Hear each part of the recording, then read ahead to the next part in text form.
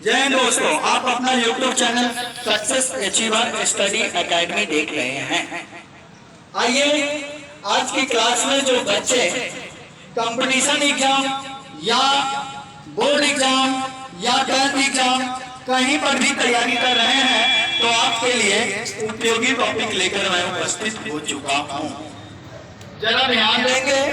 बौद्ध धर्म के बारे में परीक्षा में कितने सवाल आते हैं वो उनसे पूछिए जो परीक्षा दे चुके हैं। आपने भी बहुत सारे छोटे मोटे तथ्य जानते होंगे, और अभी इस क्लास में जो लोग वीडियो में अंत तक रुकेगा वह जो आता है वो रिवाइज हो जाएगा और नया बहुत सारे तथ्य सीखने को मिलेगा। परीक्षा की नया पैटर्न बताऊंगा कि चैप्टर तो वही है, सवाल कैसे बदल रहा है। जरा ध्यान दें। सबसे पहले बौद्ध धर्म की बात करते हैं तो इसके संस्थापक कौन थे? गौतम बुद्ध। संस्थापक कौन थे? गौतम बुद्ध। इन्हें एशिया का दीपक कहा जाता है, एशिया का दीपक। दूसरे पॉइंट है गौतम बुद्ध का जन्म 563 ईसा पूर्व में हुआ था, लुम्बिनी नेपाल में हुआ था, और मृत्यु 483 ईसा पूर्व कुशीनगर में हुआ, जिसे महापरिनिर्वाण कहा गया पाली भाषा में। इनके पिता का नाम सुयोधन था जो शाक्य कुल के मुखिया थे। माता का नाम महादेवी, जो कि महादेवी थी, जो इनके जन्म के 6 दिन बाद मर गई। फिर उनकी सौतेली माँ जो इनकी मौसी हुई थी, उन्होंने इनका पालन पोषण किया, जिसे प्रजापति गौतमी कहते हैं। परीक्षा में पूछा जाता है कि महात्मा बुद्ध के पालन पोषण करने वाली माँ का क्या नाम था, तो प्रजापति गौतमी, और जन्म देने वाली माँ का माया देवी। पत्नी का नाम यशोधरा था। महात्मा बुद्ध के 16 वर्षों की अवस्था में विवाह हो गया, क्योंकि इनके यहाँ के ज्योतिष ने बताया था कि अध्यात्म की ओर मुड़ जाएगा। तो इनके पिता ने सोचा कि शादी से बड़ा बंधन क्या होगा, बड़े बड़े बिगड़े लोग शादी के बाद सुधर जाते हैं। और तो इस तरह महात्मा बुद्ध के उस समय की सबसे सुंदरी है ना यशोधरा से इनका विवाह करवाया गया। फिर भी जो होना रहता है वही होता है। 4 दृश्य देखने के बाद महात्मा बुद्ध संन्यास ले लेते हैं, है ना। तो आइए आगे बढ़ते। तो इनकी पत्नी का नाम यशोधरा और बेटा का नाम राहुल होता है। बेटा का नाम राहुल कैसे पड़ा, ये भी इंटरेस्टिंग कहानी है। ऐसा हुआ कि जब इनके बेटा का जन्म हुआ तो महात्मा बुद्ध सोच रहे थे कि अब पहले पत्नी को छोड़कर जाते हैं तो लोग कहता कि पत्नी को छोड़ा है, अब तो बच्चे को भी छोड़कर जाना पड़ेगा। तब तक नर्स ने आया और कहा कि आपको बेटा हुआ है, तो इन्होंने कहा राहुल। नर्स को लगा कि राहुल नाम रख दिया पिताजी ने, इसी तरह उनका नाम राहुल पड़ गया, जबकि पाली भाषा में इसका अर्थ होता है रास्ते का कांटा। चलिए, तो इसी तरह क्लास को शेयर कीजिए, सेशन को लाइक करके शेयर कीजिए। आपका एक लाइक हमें अगले वीडियो बनाने के लिए प्रेरित करेगा। और बढ़ते हैं हम आगे क्लासों में। 29 वर्ष की अवस्था में गिरी त्याग दिए, जिसे पाली भाषा में क्या कहा गया, तो महानिष्कर्मण कहा गया। महानिष्कर्मण कहा गया। प्रथम गुरु इनका आलार कलाम हुए, जिनसे इन्होंने संख्या दर्शन की ज्ञान दिया। संख्या दर्शन की ज्ञान दिया आलाम कलाम से।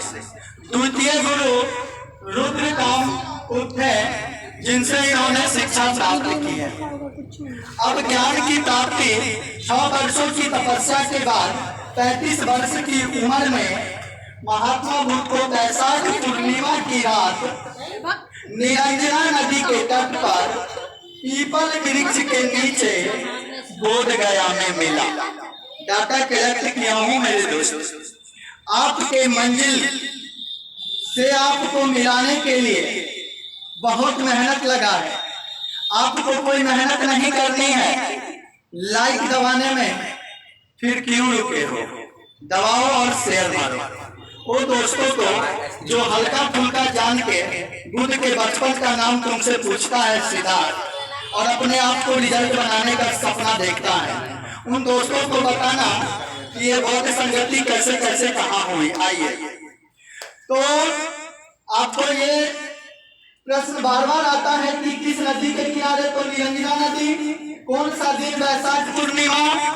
वृक्ष पीपल वृक्ष बोध गया, और बोध गया का नाम बदल गया है, तो गया जी ऑप्शन में रहेगा, गया जी। आइए आगे बढ़ते हैं। अब इन्होंने प्रथम उपदेश जो दिए महात्मा बुद्ध, जिन्हें पाली भाषा में दोस्तों धर्म चक्र परिवर्तन कहा गया। कहा दिए?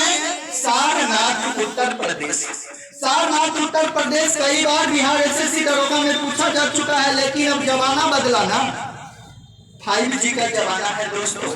तो अब पूछता है कि प्रथम उपदेश को पाली भाषा में क्या कहेंगे? तो धर्म चक्र परिवर्तन। धर्म चक्र को बदलने के लिए महात्मा बुद्ध ने बहुत सारे काम किए। जाति प्रथा को तोड़े, है ना, भेदभाव को मिटाएं, धार्मिक भेदभाव को मिटाएं, अमीरी गरीबी विषमता को मिटाएं, जातीय विषमता को मिटाएं। तो इसीलिए इनका पहला उपदेश धर्म चक्र परिवर्तन कहलाया। आगे बढ़ते हैं। शुद्ध पीटक धार्मिक सिद्धांत है बुद्ध का। बिना पीटक भिक्षु और भिक्षुणी के लिए नियम है।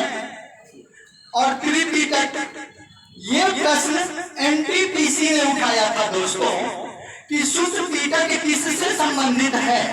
तो मैंने शुद्ध पीटक बता दिया, बिना पीटक और त्रिपीटक, इस तीनों का संबंध जो है बच्चों, वह बुद्ध धर्म से, वह बौद्ध धर्म से। ठीक है बच्चों, आगे बढ़ते हैं। बौद्ध धर्म के त्रिरत्न बुद्ध, धम्म, संघ। पूछेगा इनमें से कौन नहीं है, तो ये तीनों आपको याद रखना पड़ेगा। तीनों आपको याद रखना पड़ेगा कि इनके तीन रत्न क्या है? बुद्ध है, धम्म है और संघ है। तो अब बौद्ध के अन्य संगति की बात करते हैं। तो प्रथम बौद्ध संगति 483 ईसा पूर्व में राजगीर में हुआ था। अध्यक्ष महाकश्यप थे और शासन काल अजातशत्रु का था। द्वितीय बौद्ध संगति 383 ईसा पूर्व वैशाली में होती है। अध्यक्ष सावाकामी थे और शासन काल अशोक का था। तृतीय बौद्ध संगति 255 ईसा पूर्व पाटलिपुत्र में होती है। मोगली पुत्र कृष्ण इनके अध्यक्ष थे और शासन अशोक का था। चतुर्थ बौद्ध संगति, प्रथम बौद्ध संगति जो था प्रथम ईसा की प्रथम शताब्दी में हुई थी। स्थान कुंडलवन था। अध्यक्ष वसुमित्र अशुघोष थे और शासक कनिष्क थे।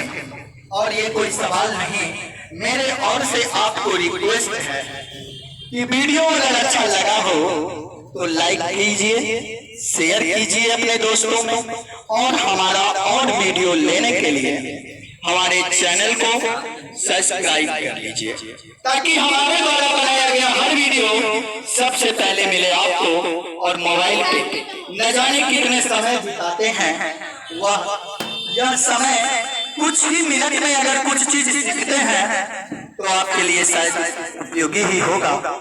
मिलता हूँ अपने नेक्स्ट वीडियो में। जय हिंद।